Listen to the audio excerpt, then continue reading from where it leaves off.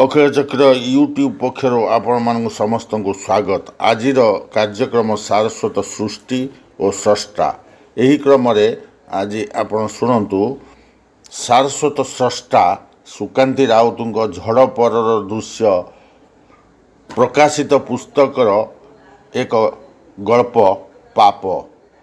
तेबे सुकांती राउत संपर्क में आम जाना। सुकांती राउत होउछंती जने सारस्वत स्रष्टा गायत्रिक कवि।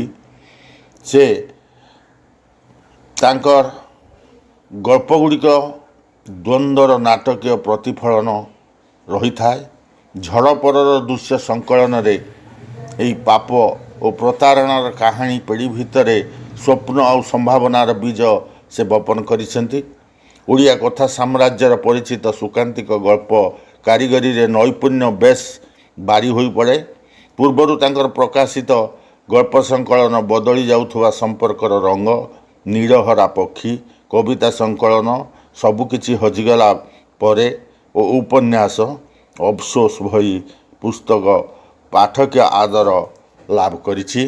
तेबे एही गल्पटी रे से एक मर्मभरा एवं एक निछक आत्मिक कहानी वर्णना करने को जाई एक दाम्पत्य जीवन भितर से तोली धरिचंती तांकर करुण आत्मनिवेदनटी को बेस हृदयस्पर्शी होइछि।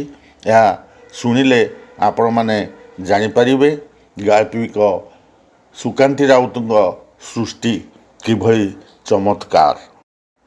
चमत्कारिता सृष्टि करिछि। नमस्कार, मु अनिता जेना आपण मानंको पढ़ी सुनाइबाकू जाउची गाल्पिका सुकांती राउतଙ୍କ द्वारा रचित गल्प जहार शीर्षक हेउची पाप।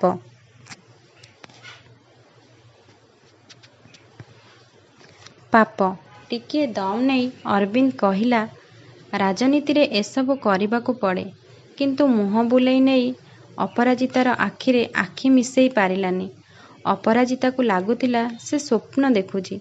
ये कौन सेई अरविंद जहाकू से एते भल पाउतिला। भल पाइबाटू आहुरी अधिक विश्वास करुथिला और सम्मान करुथिला।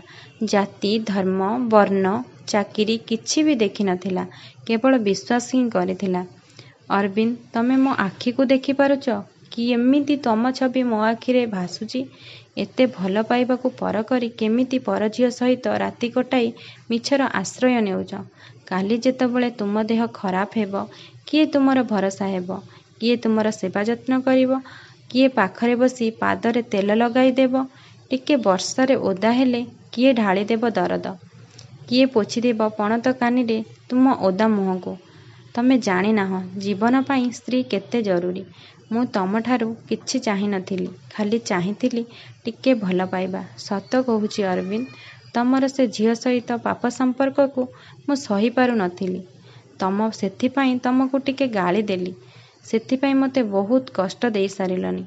तमको छोट पुओ परी केते बुझाइछि, तथापि तमे से पाप संपर्क रु फेरी पारिलनी।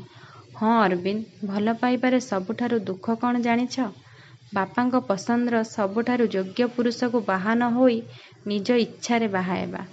फेराई पारिब तुमे लुटि नेइथिबा देह आउ मन? फेराई पारिब मु देइथिबा निबिड़ भल पाइबा आउ आश्लेष? फेराई पारिब मो बापांकर भल पाइबा आउ भाईर स्नेह सोहाग? केही कौन का भाई बाहागरे न जाए? तमे मो ठारू सबु किछि छड़ाई नेइच। मु भल भावे जाने तमे किछि भी फेराई पारिब नाही। मो भल पाइबा आउ भरोसारे तमे सीधा होई छिड़ा हेल। आजी पैसा होई गला बोली निजर सुख मेंटाइबाकू जाए एते तळकू खसी देब? छी, मते खराब लागुची। एसबु भारतीय संस्कृति रे हुएनी। मोर भी गोटे स्वप्न थिला, सेठी गोटे अगणा थिबो, प्रेमर प्रजापति उड़ी बुलुथिबे। सेई अगणारे गोटे जह्न आसीबो। सेई जह्न को चाहि चाहि आम हस कांदर जीवन सरीब। मु तुम पाखरे बसिथिबी आउ तम हाथ मो उपरे थिबो। आमे फेरी जाउथिबा सेई कॉलेज बेलर दिन को। तमे आइसक्रीम अधा खाई मते खुआई देउथिबो। मु रागुथिबी मिछरे मिछरे। राष्ट्रपति भवन आगरे फटो स्नाप नेउथिबो आउ मु न हसिले तुमे जोक कहूथिबो। किंतु ना, मो भाबिबा अनुसारे किछि हुए ना। ତମ ଅନୁପସ୍ଥିତ ମୋତେ କେତେ କଷ୍ଟ ଦେଇଛି ତାହା କେବଳ ମୁଁ ହିଁ ଜାଣେ। ମୋ ଅନୁପସ୍ଥିତ ତୁମକୁ ହୁଏତ କଷ୍ଟ ଲାଗୁନଥିବ। ଏହାର କାରଣ ଏହି ଯେ ଏବେ ତମ ମିଛ କୁହୁଡ଼ି ପଛରେ ଧାଇଁଛ। ହଁ ଅରବିନ୍ଦ, ତମ କଥା ହୁଏତ ଠିକ୍ ହୋଇପାରେ। ରାଜନୀତିରେ ସବୁ କିଛି କରାଯାଇପାରିବ। ବୋଧହୁଏ ସେଥିପାଇଁ ବିଶ୍ୱର ଅନେକ ରାଜନେତା ସେମାନଙ୍କ ପ୍ରଥମ ସ୍ତ୍ରୀକୁ ଛାଡ଼ି ପୁଣି ଥରେ ବାହା ହୁଅନ୍ତି। ତାହା ସହିତ ବି କିଛି ଦିନ ରହି ପୁଣି ଆଉ ଜଣେ। ସେମାନେ ଜୀବନରେ ଅନେକ ଥର ବିବାହ କରିଥାନ୍ତି। ଏମିତି ବିତିଛି ସେମାନଙ୍କ ଜୀବନ। କିନ୍ତୁ ସହିବାର ସବୁ ସୀମା ଟପି ମୁହଁ ଖୋଲିଥିଲା ଅପରାଜିତା। କହିଥିଲା, ଦେଖ ଅରବିନ୍ଦ, ସ୍ୱାମୀ ଓ ସ୍ତ୍ରୀଙ୍କ ମଧ୍ୟରେ ଏତେ ତିକ୍ତତା ରହିବା ଠିକ୍ ନୁହେଁ। ତମେ ଘରେ ଦେବୀ ପରି ସ୍ତ୍ରୀକୁ ପାଇ ଏପରି ଯେ କାହିଁକି କରୁଛ? ମୋତେ ବେଳେବେଳେ ଏସବୁ ଭାବିଲେ ଏମିତି ଲାଗୁଛି ତମକୁ ବାହା ହୋଇ ମୁଁ ଏକ ମସ୍ତ ବଡ଼ ଭୁଲ କରିଛି। ତମେ କିନ୍ତୁ ଏସବୁ କିଛି ବୁଝିପାରିବନି। ଚିରାଚରିତ ପ୍ରଥାରେ ଲାଗିପଡ଼। କେବେ ଫୋନରେ ଗପିବାରେ ତ କେବେ ତାକୁ ଦେଖା କରିବାକୁ ଧାଇଁଯାଅ 600 କିଲୋମିଟର ରାସ୍ତା। ତମେ କେବେ ଥରେ ଭାବିଛ ତମ ବିନା ମୁଁ କେମିତି ଜଳୁଛି ପ୍ରତିଦିନ ଆଉ ରାତିରେ? ମୁଁ କ'ଣ ତୁମକୁ ଶାରୀରିକ ସୁଖ ଦେବାରେ କିଛି ହେଳା କରିଛି କି? କାହିଁ ନାହିଁ ତ। ମୋର ମନେ ପଡ଼ୁନି। ମୋ ଜାଣିବାରେ ତୁମକୁ ମୁଁ ଈଶ୍ୱରଙ୍କଠୁ ବି ବେଶୀ ବିଶ୍ୱାସ କରୁଥିଲି। ବରଂ ନିଜେ କଷ୍ଟ ସହି ତୁମେ ଦେଇଥିବା ଦୁଃଖକୁ ଅମୃତ ଭାବେ ପିଇ ଦେଇଛି। ସାରା ରାତି ଉଜାଗର ରହି ତୁମର କଥା ବୁଝିଛି, ତୁମକୁ ପୁଣି ତମ ମନକୁ। ଆଉ କେଉଁ ସୁଖଟା ତୁମକୁ ଦେଇପାରିଲିନି ଯେ ପରନାରୀ ପାଖକୁ ଯାଉଛ? ତୁମକୁ ବିଶ୍ୱାସ କରି କ'ଣ ମୁଁ ସତରେ ଭୁଲ କରିଛି? ସ୍ୱାମୀ ଆଉ ସ୍ତ୍ରୀ ମଧ୍ୟରେ ବୁଝାମଣା ନ ରହିଲେ ତାହା ଅଦିନରେ ଧ୍ୱଂସ ହୋଇଯାଏ। ଏହି କଥା ମୁଁ ତୁମକୁ 100 ବାର କହିଛି। ତା'ର ଫଳ ବୋଧେ ମୋତେ ମିଳୁଛି। ତୁମଠାରୁ ଏତେ ନିର୍ମମ ପ୍ରହାର ଖାଇବା ପରେ ବି ମୁଁ ଚାହୁଁଥିଲି ଗୋଟେ ସୁହାଗଭରା ସୁଖ ସଂସାର। ତମ ମନରେ ଯଦି ଏତେ କଥା ଥିଲା ମୋତେ ବାହାଘର ପୂର୍ବରୁ କହିପାରିଥାନ୍ତ।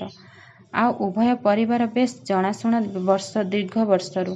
ଏମିତି ପୁଅମାନଙ୍କର ପ୍ରେମିକା ଥାଏ, କିନ୍ତୁ ବାହାଘର ପରେ ସେମାନେ ପ୍ରାୟତଃ ଗୋଟେ ପତ୍ନୀ ପ୍ରତି ଅନୁରକ୍ତ ରହିଥାନ୍ତି। ମାତ୍ର ତମେ ଶେଷ ପର୍ଯ୍ୟନ୍ତ ବି ବଦଳି ପାରିଲନି। ତମେ ଠିକ୍ ଭାବେ ଜାଣିଛ ଅରବିନ୍ଦ, ମୁଁ କାହିଁକି ତୁମ ଉପରେ ଚିଡ଼ି ଯାଉଛି। ତମର ସେ ଝିଅ ସହିତ ସମ୍ପର୍କକୁ ମୁଁ ଆଦୌ ବରଦାସ୍ତ କରିପାରୁନାହିଁ। ତୁମେ କୁହ ତ, ମୋର ଯଦି କୌଣସି ପୁରୁଷ ସହିତ ସମ୍ପର୍କ ରହିଛି ବୋଲି ତୁମେ ଶୁଣିବ, ତୁମେ କ'ଣ ସତରେ ସହିପାରିବ? ହଁ, ମୁଁ ଏକଥା ବି ସତ। କୌଣସି ଜନ୍ମରେ ମୁଁ ତୁମକୁ ଛାଡ଼ି ଆଉ କାହାକୁ ପ୍ରେମ କରିବା ତ ଦୂରର କଥା, ପ୍ରେମ ଗପ ବି କରିପାରିବି ନାହିଁ। ତମେ ପରା କୌଣସି ଏକ ରାତିରେ ମୋ ସହ ପ୍ରତିଜ୍ଞା କରିଥିଲ 7 ଜନ୍ମ ପାଇଁ ମୋ ସାଥେ ରହିବ, ସୁଖ ହେଉ କି ଦୁଃଖ। କିନ୍ତୁ ଗୋଟେ ଜନ୍ମ ତ ସାଥିରେ ରହିପାରିଲନି। 7 ଜନ୍ମ ତ ଦୂରର କଥା। ମୁଁ ଆଜି ବି କହୁଛି ଅରବିନ୍ଦ, ତମେ ମୋ ପରି ପତ୍ନୀ ପାଇଁ ନିଜକୁ ଗର୍ବିତ ଅନୁଭବ କରିବା କଥା। ସେଦିନ ତମେ ମୋତେ ଏତେ ପିଟିଲ ଯେ ମୁଁ ତଥାପି କହୁଥାଏ, ଦେଖ ତୁମ ହାତକୁ କାଟୁଥିବ, ଟିକେ ରେଷ୍ଟ ନେଇ ତାପରେ ମାରିବ। ମୁଁ କିନ୍ତୁ ସେଇ ମାଡ଼କୁ ତୁମର ପ୍ରେମ ବୋଲି ଅନୁଭବ କରିଥିଲି। ସେତିକି ଅଧିକାର ନଥିଲେ କେହି କ'ଣ ମାରିପାରେ ଅରବିନ୍ଦ? ମଦୁଆ ସ୍ୱାମୀ ବି ତା ସ୍ତ୍ରୀକୁ କେବେ ନିଶାରେ ଥାଇ ବି ପିଟେନି। ଏତେ ପରେ ବି ତମେ ଟିକେ ଅନୁତାପ କରୁନ? ଏବେ କିନ୍ତୁ ତମ ପ୍ରତି ଥିବା ମୋ ଭଲ ପାଇବା, ଭାବପ୍ରବଣତା ସବୁ ପଥର ହୋଇଗଲାଣି। ତମେ କେବେ ବି ଗୋଟେ ପବିତ୍ରତା ପତ୍ନୀର ମନ କଥା ବୁଝିପାରିବନି। ସମସ୍ତଙ୍କ ପରି ମୁଁ ବି ଚାହୁଁଥିଲି ତୁମ ସହିତ ହସ ଖୁସିରେ ଦିନ କାଟିବାକୁ। କିନ୍ତୁ ଜାଣେ ନା ଅରବିନ୍ଦ, ଏ ବୁଦ୍ଧି ତମର ନା ତମର AK-47ର। ତମେ ପରା ମୋତେ ଯେଉଁଦିନ ନିସ୍ତୁକ ପିଟୁଥିଲ, କହୁଥିଲ ଘର କେବେ ଅନ୍ୟ କଥାରେ ଭାଙ୍ଗିଦେବନି। ତମେ ମୋ ସ୍ତ୍ରୀ, ସେଥିପାଇଁ ମାରିଲି। ମୁଁ ବି ଖୁସି ହେଉଥିଲି ତୁମର ଏମିତି କଥା ଶୁଣି। ପୂଜା, ବ୍ରତ ଆଉ ମାନସିକ ସବୁ ତମର ସୁଖ ପାଇଁ ଥିଲା। କେବେ ଦିନେ ମୁଁ ସ୍ୱାର୍ଥପର ହୋଇଯାଇନି। ଚାହିଁଥିଲି ମୋର ସବୁ କିଛି ଦେଇ ତମଠୁ ମାଗିନେବି ଗୋଟେ ସୁନ୍ଦର ସ୍ୱର୍ଗ। ସେଇ ସ୍ୱର୍ଗରେ ଆମେ ବହୁତ ଖୁସିରେ ଦିନ କାଟିବା। କିନ୍ତୁ ମୋ ଭାବିବା ଅନୁସାରେ କିଛି ହେଲାନି। ତମେ ପୁଣି ତମ ପୁରୁଣା ପାପରେ ଲିପ୍ତ ହେଲ। କେବେ ଥରେ ବି ଭାବିଲନି ତୁମର ଅତୀତର ପାପ ସେଇ ପୁଣ୍ୟ ହୋମ ନିଆଁରେ ଜଳି ଯାଇଥିଲା? ଥରେ ବି ଚିନ୍ତା କରିନାହଁ ବାପା, ବୋଉ, ଭାଇଙ୍କୁ ଛାଡ଼ି ତମରି ପ୍ରେମକୁ ଭରସା କରି ଆସିଥିବା ପ୍ରେମଶୀଳା ପତ୍ନୀଟି କେମିତି ତୁମ ବିନା ଦିନ କାଟୁଥିବ? ଏବେ ବି କେବେ କେବେ ହାତରୁ ଆଇନା ଖସିଗଲେ କି ଖରାପ ସୂଚନା ମିଳିଲେ ଆପେ ଆପେ ହାତ ଯୋଡ଼ି ହୋଇଯାଉଛି, ହେ ଭଗବାନ, ଯେତେ ଦୁଃଖ ଅଛି ମୋତେ ଦିଅ, କିନ୍ତୁ ମୋ ଅରବିନ୍ଦକୁ ନୁହେଁ।